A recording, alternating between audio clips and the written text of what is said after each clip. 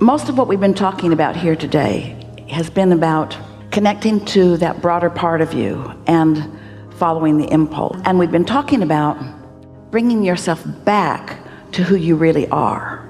You're going to like this, so just stay with us during the progression of this conversation, because it's going to be new and leading edge, in other words, and freeing. So just let your mind sort of follow this just a little bit. The other day, Esther was visiting with someone, and Esther had made a new decision about something. And this person has been with her a long time and has heard all Esther's decisions about this subject through time, most of which have been the same consistent decision. And now Esther is offering a sort of departure from that decision. And so this person, very well-meaning, said, no, but what you've always said is this. And Esther said, I know, and I know that's hard for you to hear something different from me, but you must let my desires evolve. Oh. I didn't know you were ever going to evolve. I thought you were going to give me a policy and I didn't ever have to learn anything else from you again. And then Esther explains, well, as different things happen and different priorities rise, as I'm finding more and more connection with source energy, now this feels like what I want to say about that, even though it varies from what I've said before. So we're talking about how life causes an evolution of the species. All species are evolving as there is a combining of interactions and co-creation on the planet.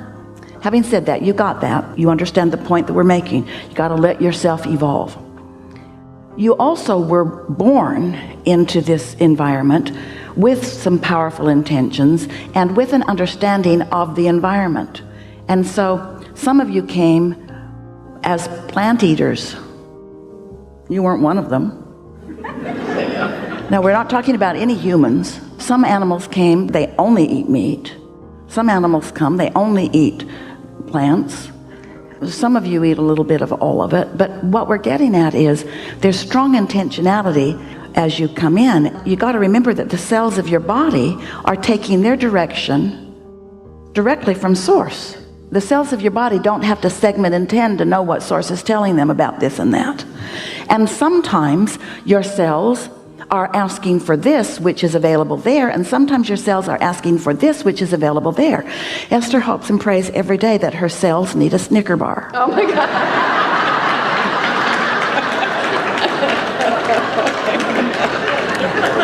And we want to say there's plenty of stuff in there that her cells do appreciate. If you were really in alignment with who you are, you would be inspired to a whole lot of behavior on the behalf of your evolving apparatus. But most humans are like Esther's friend who didn't want to have to evolve with Esther's evolution of thought. Let's just make a policy. Let's just decide what humans should eat. You see how that's working out as you gather together in groups and argue with each other about what you're going to eat? Esther's afraid to invite anybody over for dinner. And don't invite two. There's such variety in what people are eating that it makes Esther afraid.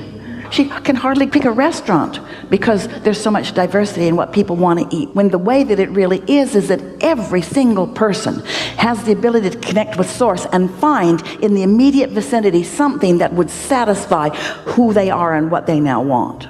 Is this helpful? Yes. So we wouldn't use our head too much in trying to figure out what's appropriate or what's inappropriate. We would decide that we're going to follow inspiration. And we know you have different intentions. Sometimes your intention is all about body weight. Sometimes your intention is about vitality.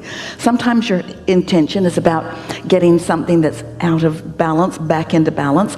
And sometimes you don't know what the heck you're doing.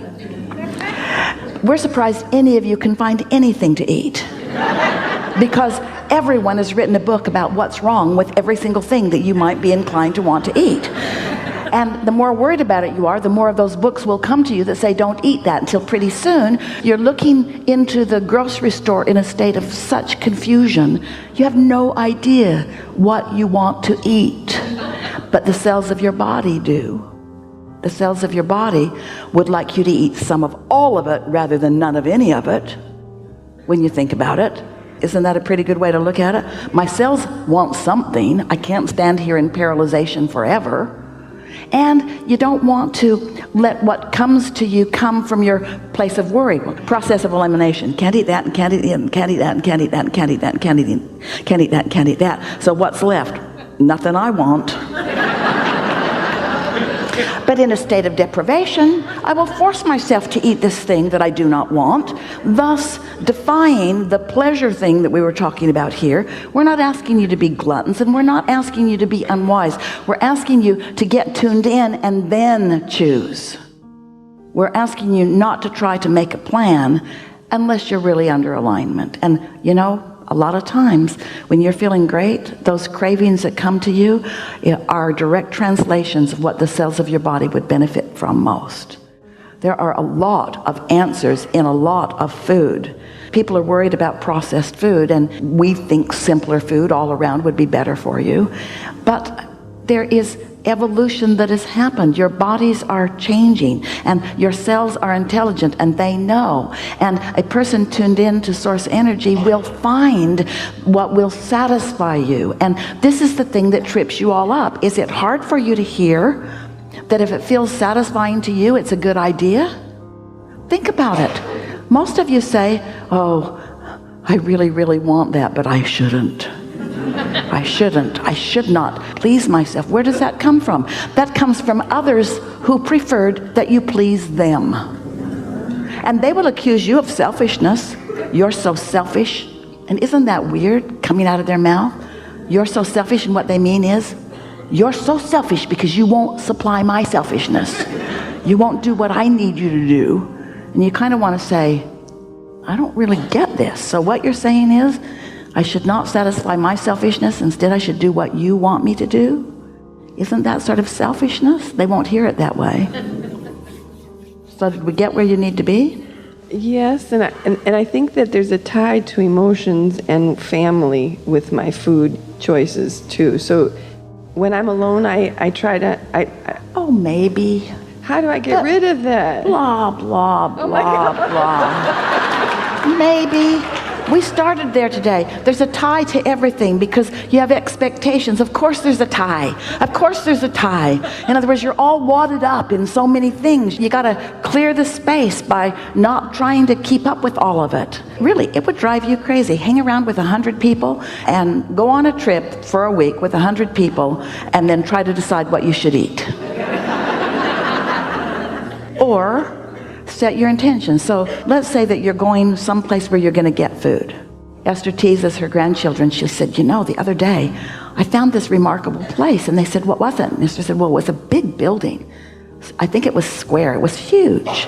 And when I walked in, there were rows and rows and rows of food items that had to be assembled. And Luke said, a grocery store? And Esther said, yeah, who knew? She prefers to go to the restaurant where somebody else assembles it, and it was really confusing to be in there. And of course she's teasing, but she was making the point that we're wanting to make here, that there are lots of choices. And if you were going to a restaurant or into a place where you're going to buy food that has to be assembled,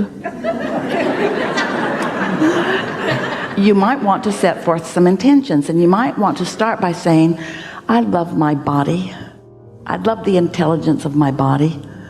I acknowledge the existence of the intelligent cells in my body. And I get what they do all day, every day in the maintaining of me. And isn't it great? Isn't it great what's going on? And I believe that my cells have preferences, and that in combination with each other, that they are sending me unique impulses. And it's my intention to just follow those impulses. And so you're going into this place with anticipation and appreciation, not just of the excellence of the opportunity of the food that is around you. Oh my, You ever think about that distribution system and the organization of all of that? Isn't that something to acknowledge and appreciate? Even when you get in there, you can see people still placing things on shelves and getting the fresh things out and labeling it and marketing it and marking it with the prices and making it ready for you. There's so much to appreciate about all of that process. Then there's your own physicality and what you want and your own impulses to eat. And even the fact that you're hungry, you have that hunger in your belly, means that the cells are sending you a signal that they're asking for something, you see. And so as you walk into this place with an attitude of appreciation, that will go a long way. Think of all those sticks you picked up. Appreciation for commerce, appreciation for trucking system, appreciation for frigidation, appreciation for all of these things that are so easy to appreciate. Think what you're queuing yourself up to. And now you're in vibrational alignment with your inner being, who's in communication with your cells. And your cells know precisely what they want and are offering a vibrational request for it, which your inner being is translating into an impulse within you, where what's happening in this environment can satisfy those impulses directly from your cells that are requesting them.